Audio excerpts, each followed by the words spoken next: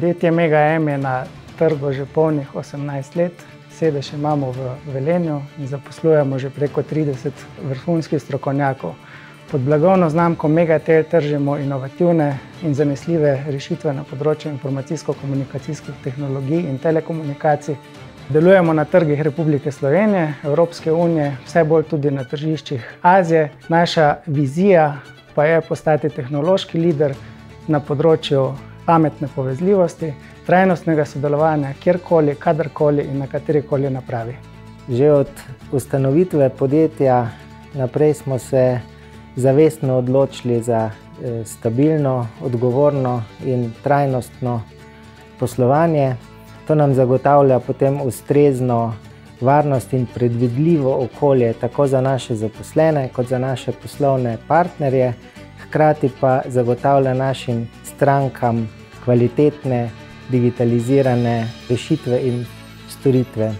Za sodelovanje v projektu strateške transformacije Spirita smo se odločili zato, ker želimo naše delovanje nekako spraviti v celostni pregled, strateško definirati kazalnike, cilje in jih potem tudi sistematično spremljati in izboljševati.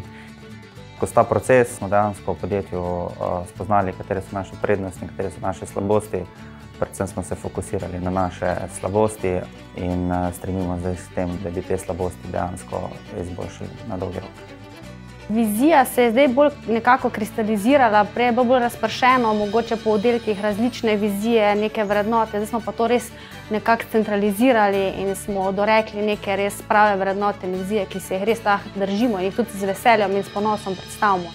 Storitve, ki jih tržimo, moramo najprej upravljati sami, živeti z njimi, jih dograjevati do te mere, da so našim uporabnikom razumljive, prijazne in uporabne in še na to jih lansiramo na globalni trg.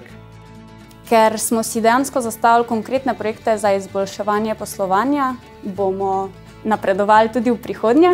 Z implementacijo bomo začeli v kratkem, predvsem bo pa šlo za področje dodatnega izboljševanja kakovosti, ustreznosti in varnosti storitev, za uvajanje novih inovativnih rešitev na področju energetike, zmanjševanje deleža neplačnikov in povečevanje učinkovitosti marketinga. Že prej smo se zavedali pomembnosti digitalizacije poslovnih procesov. Skozi delavnico pa smo jih še dodatno opredelili in opremili s kazalniki, s katerimi bomo v prihodnje spremljali napredek digitalizacije. Gradili smo v bistvu ne samo kot oddelki, ki smo se spoznavali med sabo, ampak tudi na osebni rasti.